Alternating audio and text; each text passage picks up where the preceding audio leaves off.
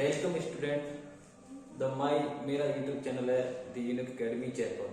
मैं आपका बहुत बहुत स्वागत करता हूँ मेरे प्रिय छात्रों। बेटा मैं आपके लिए आज लेके आया हूँ चैप्टर नंबर 8 मैथ का ट्रिग्नोमेट्री। आज मैं इसका आपको कराऊंगा बेसिक, तो आप देखना बेटा, आप इसको ये वीडियो में देखना जिससे आपका बेसिक पूरा आज क्लियर होने वाला है। केवल आज मैं बेसिक ही बेसिक कराऊंगा। देखो बेटा, आपको ट्रिग्नोमेट्री में सबसे पहले जो ट्रिग्नोमेट्री बना है, जो वर्ड बना है ट्रिग्नोमेट्री, किससे बना है? ट्राइगोनोमेट्री।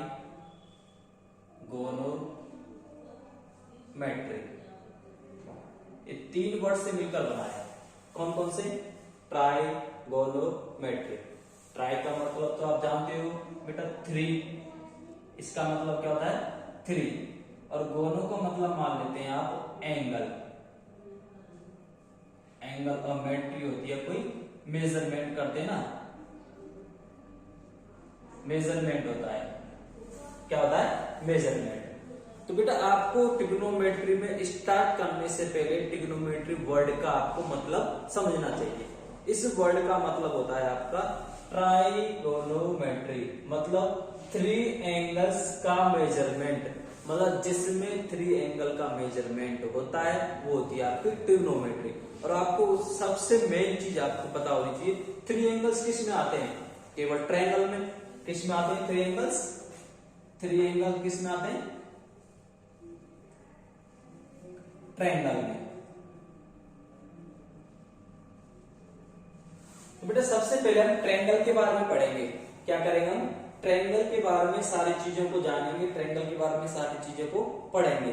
ट्रायंगल में कौन सा परपेंडिकुलर होता है, कौन सा बेस होता है, कौन सा हाइपोटेन्यूज होता है। तो इन सारी चीजों को क्लियर करने के बाद में सारा बेस कंप्लीट करने के बाद में हम आपको ट्रिग्नोमेट्री की तरफ ले जाएंगे। तो बेटा सबसे पहले आपको क्या होना चाहिए? बेस कंप्लीट होना चाहिए। तो बेटा देखो आपको मैं बता देता हूँ, आपका सबसे पहले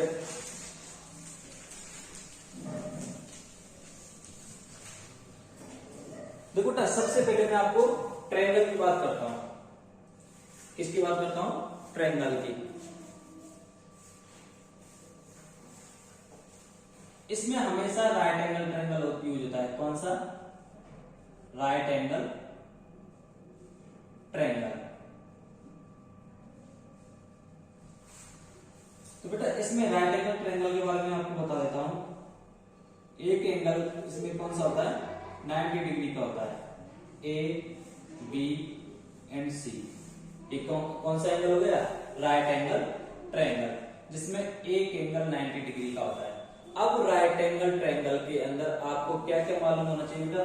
परपेंडिकुलर क्या होता है, बेस क्या होता है, और हाइपोटेन्यूज क्या होता है।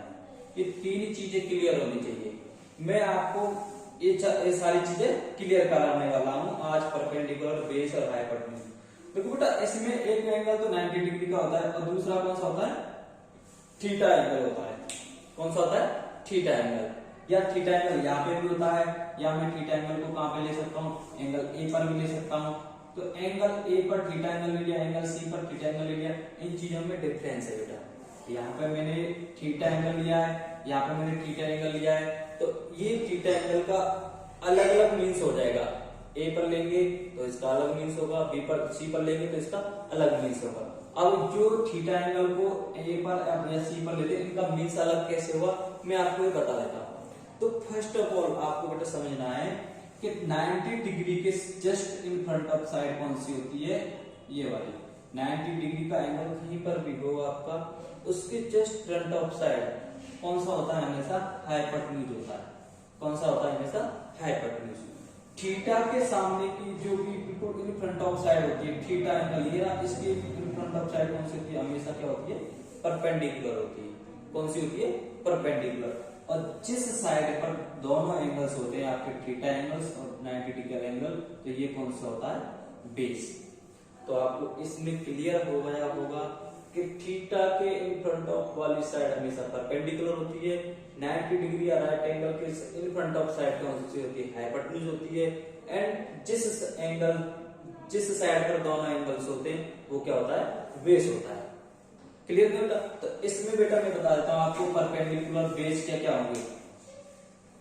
Perpendicular, base and hypotenuse. देखो परपेंडिकुलर मैंने कौन सी साइड होगी इसमें, BC। बेस कौन सा हो गया आपका, AB, एंड हाइपोटेन्यूज कौन सा हो गया, AC। ये हो गया, ये आपका एक एंगल हुआ। अब बेटा दूसरा एंगल लेते हैं, दूसरा एंगल में बताते हैं आपको कैसे आएगा। ये 90 डिग्री का ले लिया, ये एंगल ए हो गया, angle B and angle C। Theta angle मैंने एंगल A पर लिया था, थीटा एंगल को मैं एंगल C पर लेता हूं तो क्या चेंजेस होंगे, तो ये देखना। मैं फंडा आपको ये यूज करना है जो मैंने बताया, थीटा के इन फ्रंट ऑफ साइड कौन सी हो जाएगी, हमेशा परपेंडिकुलर हो जाएगी। 90 डिग्री के इन फ्रंट ऑफ साइड हमेशा क्या हो जाएगी, हाइपोटेन्यूज हो जाएगी। और जिस साइड पर दोनों एंगल होते हैं वो क्या हो जाएगी, बेस हो जाएगी। तो आपको इसमें भी पता चल गया होगा, परपेंडिकुलर, बेस एंड हाइपोटेन्यूज, ठीक है ना। देखो परपेंडिकुलर कौन सी साइड हो गई आपकी, AB हो गई, बेस कौन सी साइड हो गई आपकी, BC हो गई, एंड हाइपोटेन्यूज कौन सी साइड हो गई आपकी, AC हो गई। एंड थीटा एंगल को चेंज किया तो बेटा परपेंडिकुलर बेस ऑटोमेटिक चेंज हुआ कि नहीं चेंज हुआ, इसका डिफरेंस आपको पता चल गया ना कि थीटा A पर हो तो क्या होता है, थीटा C पर हो तो क्या होता है। तो बेटा इनका बेस और परपेंडिकुलर चेंज हो जाते हैं। थीटा एंगल चेंज होने से क्या चेंज हो जाता है, बेस भी चेंज हो जाता है आपका, परपेंडिकुलर भी चेंज हो जाता है। अब बेटा देखना मैं तीसरा एंगल और बनाने की कोशिश कर रहा हूं।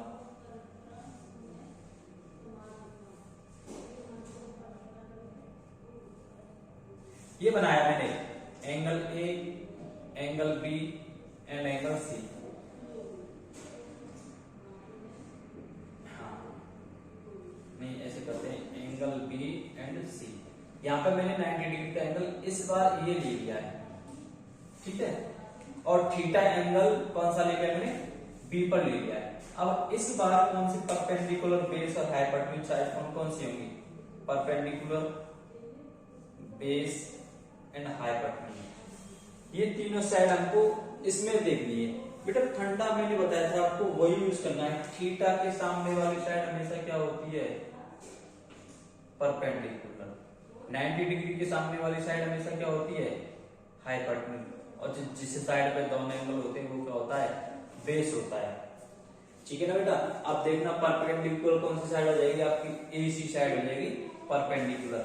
बेस कौन सा हो जाएगा आपका, बेस कौन सा होगा आपका, BC, और हाइपोटेन्यूज क्या होगा आपका, AB। इसमें तीनों ही चीजें बिल्कुल डिफरेंस हो गई हैं। तो बेटा मैंने 3 एंगल बनाए आपको अलग अलग, एंगल ABC, नहीं triangle ABC, triangle ABC, triangle ABC। तीनों कंडीशंस में मैंने थीटा एंगल को अलग अलग रख के देखा है आपको। इस बार angle A, theta angle A पर था, एंगल B पर C पर है और एंगल B पर है, ठीक है ना बेटा। अब इसमें देखना आपको, ये मैंने 3 चीज बताई है इसमें, perpendicular, base and hypotenuse, perpendicular, base and hypotenuse, perpendicular, base and hypotenuse. तीनों ट्रायंगल्स, राइट एंगल ट्रायंगल्स में मैंने आपको शो कर दिए कि इनको कैसे फाइंड करते हैं। बहुत ही सिंपल सा मेथड आपको मैंने समझाया है, आपको इस मेथड को, सिंपल से मेथड को आपको समझना है, ठीक है बेटा। अब इसके आगे बढ़ते हैं आगे की तरफ। तो मैंने आपको बताया है एंगल्स के बारे में बता दिया था, परपेंडिकुलर, हाइपोटेन्यूज एंड बेस, ये सारी चीजें बता दी है। अब मैं आपको ट्रिग्नोमेट्रिक रेशियो से आपको इंट्रोड्यूस करा रहा हूं। ट्रिग्नोमेट्रिक रेशियो होते हैं आपको 6 होते हैं आपके, कितने होते हैं, 6। कौन कौन से होते हैं आपके, sign theta, cos theta, tan theta. ये आपके बेटा 3 जो होते हैं ये आपके मेन होते हैं, और जो इनके ये कौन से होते हैं, मेन होते हैं, मेन ट्रिग्नोमेट्रिक रेशियो। कौन से थे, मेन ट्रिग्नोमेट्रिक रेशियो। अब इसके बाद में जो cot theta, sec theta and cosec theta, ये आपके 3 और होते हैं बेटा। ये क्या होते हैं, इनके इनवर्स होते हैं, क्या होते हैं, इनवर्स। देखो 6 ट्रिग्नोमेट्रिक रेशियो होते हैं, कितने होते हैं, 6 ट्रिग्नोमेट्रिक रेशियो। कौन कौन से होते हैं, sine theta, cos theta, tan theta. इसके बाद में आता है cot theta, sec theta, cosec theta. ये क्या होते हैं, ये 3 तो मेन होते हैं और 3 इसके क्या होते हैं, इनवर्स होते हैं इनके। अब बेटा ये हमें कैसे फाइंड करने हैं, कैसे निकालने हैं, ये चीज मैं आपको एक छोटा सा ट्रिक बता रहा हूं आपको, उसको देखना।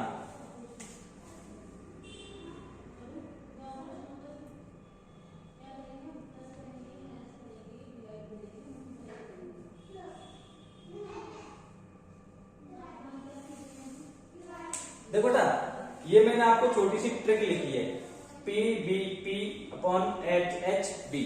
इसमें क्या होता है आपको मैं लिख के दे देता हूं, बता देता हूं। ये क्या होता है, साइन थीटा होता है। ये क्या होता है, कॉस थीटा होता है। ये क्या होता है आपका, टेन थीटा होता है। इसके बाद में ये आपका क्या होता है, कॉट थीटा होता है। इधर से करेंगे बेटा इसको। ये आपका क्या होता है, सेक थीटा होता है। और ये आपका क्या होता है, कोसेक थीटा होता है। ठीक है बेटा, अब देखना इसको कैसे फाइंड करेंगे, कैसे शो करेंगे, इन चीजों को मैं आपको बता रहा हूं। देखो बेटा मैंने इसको sine theta, cos theta, tan theta, cot theta, sec theta, cosec theta, ये मैंने 6 की 6 लिख दी। यहाँ पे देखना मैं आपको साइन थीटा क्या बताया मैंने, पी अपॉन एच लिखा है। क्या लिखा है, पी अपॉन एच। तो साइन थीटा इक्वल क्या हो जाएगा, P upon H. Cos theta equal क्या हो जाएगा, पी अपॉन एच। क्या हो जाएगा, B upon H. Tan theta equal क्या हो जाएगा, P upon B. Tan theta equal क्या हो जाएगा, पी अपॉन बी। अब कॉट थीटा इक्वल क्या हो जाएगा आपका, इधर से लेना है बेटा, कॉट थीटा में ऐसे लेना है, सेक थीटा में ऐसे लेना है, और कोसेक थीटा में ऐसे लेना है। तो ये क्या हो जाएगा, P upon B upon P. और सेक थीटा इक्वल क्या होगा बेटा, एच अपॉन बी। और कोसेक थीटा इक्वल क्या होगा बेटा, एच अपॉन पी। तो बेटा आपके 6 के 6 ट्रिग्नोमेट्रिक रेशियो मैंने एक छोटी सी ट्रिक से कर दिया है। इसको भी बोल सकते हैं पंडित बद्री प्रसाद हर हर बोले।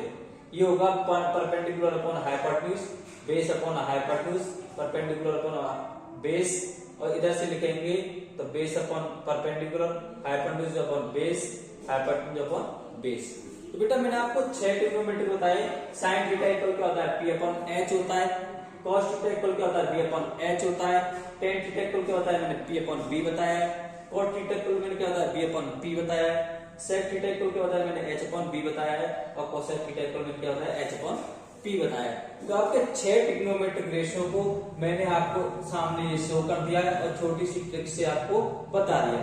तो बेटा इसमें मैंने एक चीज और बताई थी, मैंने ये 3 ट्रिग्नोमेट्रिक रेशियो तो मैंने मेन बताए थे और 3 बताए थे इनवर्स। इनको और सोल्व करता हूं मैं आपको कैसे करते हैं इनको। बेटा यहाँ पे देखना, साइन थीटा को मैं इक्वल क्या लिख सकता हूँ, साइन थीटा इक्वल मैं क्या लिख सकता हूँ, 1 अपॉन कोसेक थीटा लिख सकता हूँ, क्योंकि मैंने इसका इनवर्स बताया है। कॉस थीटा को क्या लिख सकता हूँ, तो 1 अपॉन सेक थीटा लिख सकता हूँ। और टेन थीटा को क्या लिख सकता हूँ मैं, 1 अपॉन कॉट थीटा भी लिख सकता हूँ, क्योंकि ये बेटा इनके इनवर्स हैं। इनवर्स का मतलब होता है 1 अपॉन में जो भी वैल्यू आ जाती है वो क्या हो जाती है, इनवर्स हो जाती है। अब इनके आगे वैल्यू पुट करके देखना, वैल्यू रख के देखना, पी अपॉन एच जो भी रख के देखेंगे तो आपको यही वैल्यू मिलेगी। ऐसे हम इसको भी क्या लिख सकते हैं, 1 अपॉन 10 भी लिख सकते हैं, 1 अपॉन 10 भी लिख सकते हैं। इसको क्या लिख सकते हैं, 1 अपॉन कॉस भी लिख सकते हैं, और इसको क्या लिख सकते हैं, 1 अपॉन साइन भी लिख सकते हैं। तो ऐसे करके बेटा ये इनके इनवर्स हो गई, ये तीनों के इनवर्स ये तीन हो जाते हैं। तो ऐसे करके आपको ये चीज याद रखनी है बेटा, ये आपको समझना जरूरी है कि कौन किसका इनवर्स होता है। तो बेटा ये मैंने आपको बता दिया, साइन थीटा इक्वल होता है 1 upon P, 1 upon cosec theta, और ये किसके इक्वल होता है, पी अपॉन एच के। कॉस थीटा इक्वल किसके होता है, बी अपॉन एच के, और ये क्या होता है 1 अपॉन सेक थीटा के। टेन थीटा किसके इक्वल होता है, पी अपॉन बी के, और ये किसके इक्वल होता है 1 अपॉन कॉट थीटा के। कॉट थीटा किसके इक्वल होता है, बी अपॉन पी के, इक्वल क्या होता है 1 अपॉन टेन थीटा के। और सेक थीटा इक्वल होता है एच अपॉन बी के, और ये क्या होता है 1 अपॉन कॉस थीटा के। और cosec theta H upon P होता है, और ये इक्वल क्या होता है 1 अपॉन साइन थीटा के। ये तो बेटा आपके होते ही होते। इसके अलावा 2 चीज और होती है, ये भी आप इसमें देख लेना, यहाँ पे अलग से समझा देता हूँ। ये टेन थीटा इक्वल बताया था मैंने आपको, टेन थीटा इक्वल होता है आपका साइन थीटा अपॉन में cos थीटा क्या होता है sin theta upon cos theta. और बेटा एक और होता है आपका cot theta, cot theta equal होता है आपका cos थीटा अपॉन में sin थीटा, अपॉन में क्या होता है आपका sin थीटा। बेटा ये आपका दो अलग से और होते हैं, इनको प्रूव भी कर सकते हैं। कैसे आता है प्रूव करने की आपको जरूरत नहीं है, 10th क्लास में इतना आपको नहीं होता है। बस आपको यही सारी चीजें आपको लर्न करनी, थोड़ा सा लर्न करने की कोई जरूरत नहीं, बस इस ट्रिक को आप एक बार लर्न कर लेना। पंडित बद्री प्रसाद अपॉन में हर हर बोले, P upon H, B upon H, P upon B। इसको इन्वर्स करते हैं तो B upon P, H upon B, H upon P। इसके बाद में मैंने इनको बता दिया, आपको समझा दिया है। और ये क्या होता है tan थीटा इक्वल होता है sin थीटा अपॉन में cos थीटा, और cot थीटा इक्वल क्या होता है cos थीटा अपॉन में sin थीटा। अब बेटा इसके बाद में हम नेक्स्ट बढ़ते हैं, ये आपका बेस बता दिया मैंने आपको। इसके बाद हम टेबल बनाते हैं, ट्रिग्नोमेट्री की जो टेबल होती है, आप एक बार इसका स्क्रीनशॉट लेना चाहते हो तो ले लो, क्योंकि बेटा ये आपके बहुत काम की चीज है ये।